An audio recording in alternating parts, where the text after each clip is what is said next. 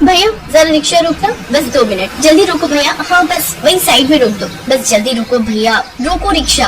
बहन जी, आपने शांति मोहल्ले का रिक्शा किया है। अब मुझे क्या पता कि आप बीच में यहाँ अचानक से रोकने के लिए कहेंगी। अब अगर आप यहाँ रोकोगे रिक्शा और समय लगेगा तो मैं अलग से पैसे लूंगा। हाँ शिखा, तुमने रिक्शा क्यों रुकवा दिया? तुम्हें पता है ना 20 रुपए में रिक्शा किया है घर तक का। माँ जी ज्यादा देर नहीं लगेगी, बस मैं यूं गई और यूं आई। जल्दी आना, बहुत देर मत लगाना। शिखा तो गई थी भंडारे वाले आलू पूरी खाने, जो शिव मंदिर में चल रहे भंडारे में बट रहे थे। शिखा को भंडारे वाले आलू पूरी खाने का बहुत शौक था। मंदिर में पूरी आलू का प्रसाद लेने के लिए लंबी लंबी लाइनें लगी हुई थी। इधर शिखा प्रसाद लेने के लिए लाइन में लग गई थी और उधर रिक्शे वाला शोर मचा रहा था। माताजी, आपकी बहू को गए हुए 20 मिनट हो गए हैं। मुझे और भी सवारी लेने जाना है। आपके लिए ही थोड़ी खड़ा रहूंगा, जल्दी बुलाओ उन्हें।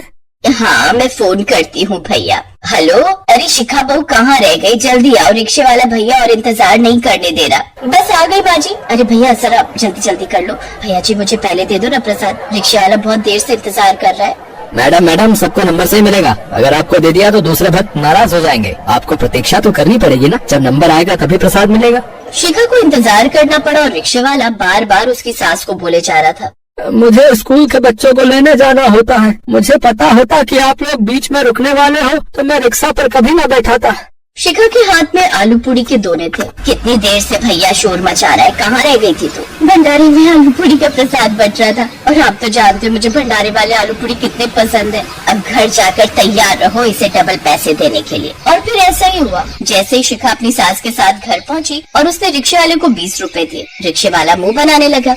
ये क्या दे रही है बहन जी? 100 रुपए लूंगा। आधा घंटा खड़ा करवाया था, इतनी देर में तो मेरी कितनी सवारी मिल जाती। दो बहू, अब मोहल्ले में तमाशा नहीं बनवाना, पकड़ा दो जितने मांग रहा है। मैं तो सोच रही थी भंडारे वाले आलू पूरी तुम्हें दूंगी। बहन जी वो तो हम रिक्शा रोक कर ही खा लेते हैं, उसकी कोई बात नहीं है। जो पैसे बनते हैं वो तो लूंगा ही, कोई ज्यादा तो नहीं मांग रहा।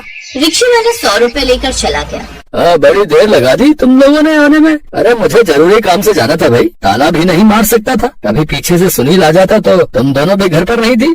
थोड़ी देर लग गई, बहू रुक गई थी भंडारे वाले आलू पूरी खाने के लिए। माँ जी मैं हम दोनों के लिए चाय बना कर लाती हूँ।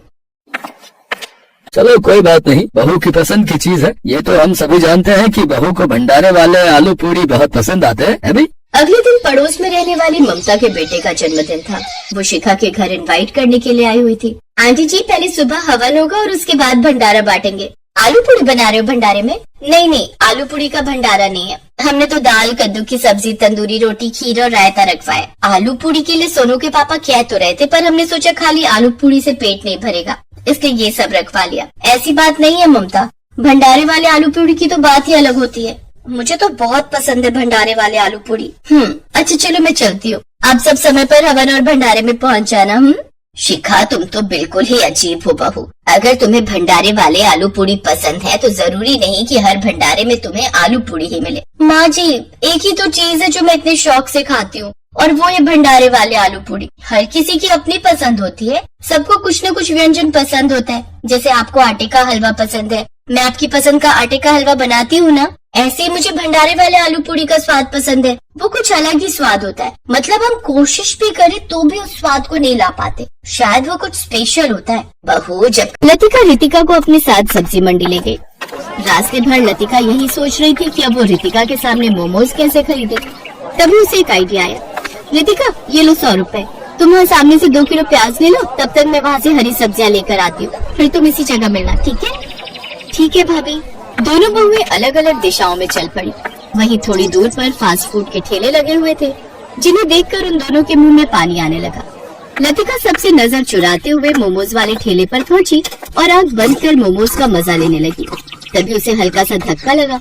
एक दूसरे को ऐसे देखकर दोनों की ही सांसें अटक गई। तुम यहाँ क्या कर रही हो? वो मैं वही जो आप कर रही हो। इसके बाद देवरानी और जेठानी जोर जोर से हंसने लगी। वो दोनों समझ गई थी कि वो दोनों एक जैसी हैं, फास्ट फूड की चटोरी। मानना पड़ेगा भाभी, सासू माँ को अच्छा चला रखा है आपने। नहीं यार, चाहती तो नहीं हो झूठ बोलना, पर क्या करूँ, मोमोज खाने के पैसे ही नहीं मिलते तो और क्या करती। मैं खुद बिना चाउमीन खाए नहीं रह पाती, लेकिन अब मुझे पता लग गया कि मैं कैसे चाउमीन खा सकती हूँ। और अगर कभी माँ जी ने हम में से किसी एक को ही सब्जी लाने भेजा तो हम दूसरी के लिए फास्ट फूड पैक करा लाएंगी। वादा? हाँ सही है, पक्का वादा। देवरानी और जेठानी आज सहेलियां लग रही थी। वो खुशी खुशी घर लौटी और फिर बड़ी देर कर दी तुम दोनों ने। वो आज बहुत भीड़ थी माँ जी। अच्छा हुआ जो तुम दोनों सही सलामत वापस आ गई। अरे पता है क्या हुआ, रचित बता रहा था कि 2 दिन पहले ही मंडी में एक औरत को किसी ने चाकू मार दिया। भैया आगे से तुम दोनों ही मंडी नहीं जाओगी, ललित ले आएगा सब्जी वब्जी। इतना सुनते ही लतिका और रितिका के प्राण सूख गए। उन्हें अपने प्राणों से ज्यादा मोमोज और चाउमीन की फिक्र सताने लगी। और फिर एक दिन, भाभी मुझे चाउमीन खिला दो वरना मैं मर जाऊंगी। मोमोज के बिना तो मेरे भी प्राण सूखे जा रहे हैं। भाभी एक आइडिया आया, क्यों ना हम घर पर ही ट्राई करें। नहीं नहीं माँ जी जान ले लेंगी।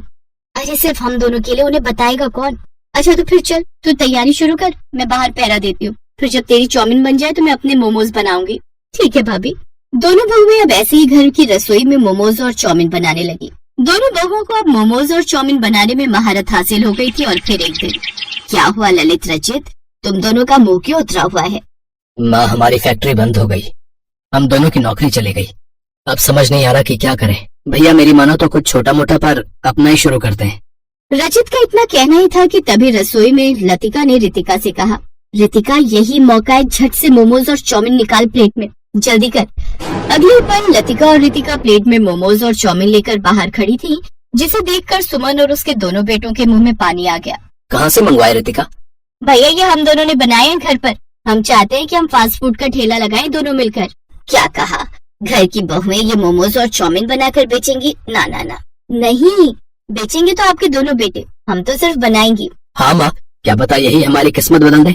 चारों की मर्जी के आगे सुमन ने भी हाँ कर दी। और फिर अगले ही दिन से वो चारों मिलकर अपने घर के बाहर फास्ट फूड का ठेला लगाने लगे। अब तो सुमन भी खुश और उसके दोनों बेटे भी खुश। और रही बात रितिका और लतिका की, तो उनकी तो जैसी हर ख्वाहिश पूरी हो गई।